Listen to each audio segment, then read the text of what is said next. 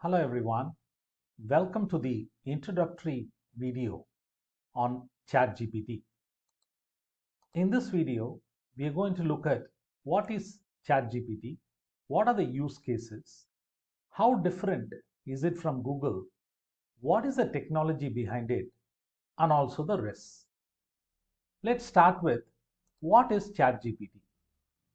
ChatGPT is part of OpenAI and it counts Elon Musk and Microsoft as its yearly investors. Whether ChatGPT is a chatbot or search engine is an interesting question. At its core, ChatGPT is a chatbot but does the job of a search engine very well, which is why the reference to Google is always there when we talk of ChatGPT. As I mentioned, it is the conversational style of ChatGPT that has interested and excited everyone. You ask questions and you get answers just like how you will conversate with your friend or colleagues. I asked a question on how deep learning can be explained to an 8-year-old. ChatGPT provided this set of responses. Imagine doing this in Google. I would have got multiple links, multiple advertisements. I would have spent a lot more time going through that. Here, I got the answer in a matter of seconds and my job is done. This is ChatGPT for you. As I mentioned, ChatGPT is directly in competition with Google. What is going to happen to Google? Will Google improve its search engine capability? Will Google introduce a version of ChatGPT in its browser and search engine? It remains to be seen. There are some people who feel that Google will definitely feel the pinch in the coming months and years. Let us not forget that ChatGPT is funded by Microsoft. So Microsoft could incorporate many of ChatGPT's features or ChatGPT in entirety in its Bing browser and Microsoft's search engine. Today, Google dominates the browser market and the search engine market. A lot could change in the coming months and years. Okay. Now, let's understand what are the use cases of ChatGPT. Whenever you want to find information, you could go to ChatGPT just like you would go to Google and get information in a matter of seconds. However, ChatGPT is more than that. It can write articles and not just articles. It can suggest SEO friendly titles that can be used for digital marketing purposes. It can even suggest hashtags. It can provide metadata, that is description about, let's say, a YouTube video or a summary of the article that can be used for different purposes. Okay. The other use case is it can give inputs to story writing. Whether you're writing fiction or non-fiction or a thriller or a romance genre, ChatGPT can give its suggestions to you. Okay. It can even help you create a PowerPoint presentation. Many people in large companies spend a lot of time in creating PowerPoint presentations. If ChatGPT can help you in that, imagine the amount of time that can be saved, right? It can create a plan to reduce your weight. Many of us want to reduce weight, right? So it can create a plan. It can give pointers. And it can even write a computer program. Okay, in fact, I asked ChatGPT to create a Python function to find the standard deviation, and it created a program. Okay, not just creating a program, it can even debug a program. It can correct grammatical mistakes in a sentence too. See the option to copy the code so that you can take it to the development environment, run it, and get going. All these are existing use cases. You can do a lot more with ChatGPT.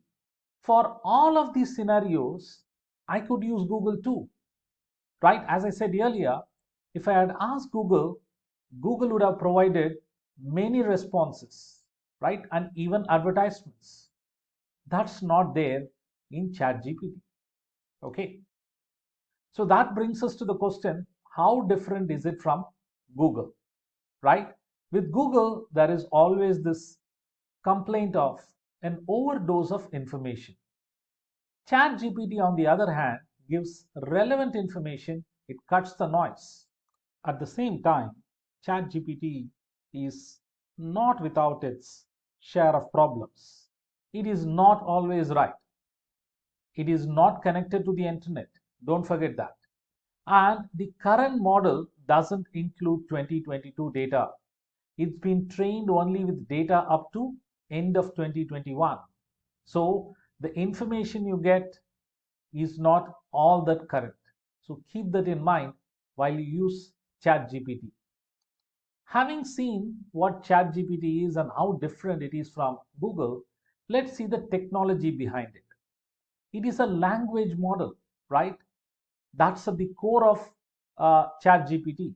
It uses natural language processing and deep learning, which are advanced forms of artificial intelligence and machine learning.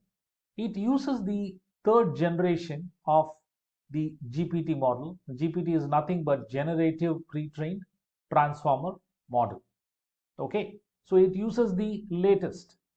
If this third generation of GPT becomes 10th generation of GPT in future, imagine what could ChatGPT do.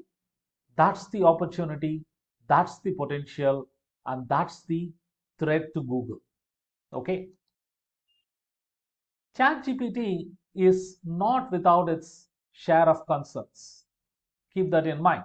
Okay, so there are some inherent risks. I said ChatGPT can write articles, can write essays. If you are a teacher, can you trust the work done by your students? Students can easily ask questions in ChatGPT and get the responses and complete their assignments. In fact, in some parts of the world, some schools are banning the use of ChatGPT. How successful they're going to be, it remains to be seen. Because what you learn in a school is problem solving skills and other life skills. Those things cannot be taught by ChatGPT.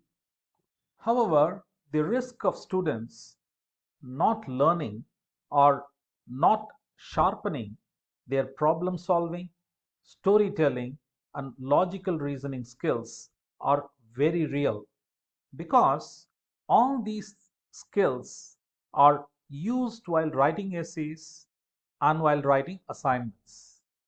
The next one is about cybersecurity. I mentioned an example of ChatGPT creating a computer program.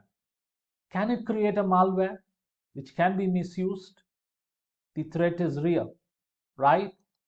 Last but not the least, it could also significantly impact the number of jobs that are available in future. If ChatGPT can create PowerPoint presentations and write programs and even correct the mistakes in a program, the number of jobs required in future could come down. In its current form, I don't think ChatGPT is really a threat to jobs. It could improve productivity marginally, nothing more than that. However, the real threat is when GPT-3 becomes GPT-5, GPT-10. That is the third generation of GPT becomes fifth generation and 10th generation. Imagine the kind of improvements it will bring. Imagine the kind of enhancements it will bring. No doubt it will improve productivity significantly, but what if people don't have jobs? What if students don't learn the important life skills that are part of the school curriculum? What if this chat GPT is used by uh, mischievous people who want to create havoc in society? All these are real risks which humanity has to manage, right? So we live in interesting times. Let's see where ChatGPT takes us.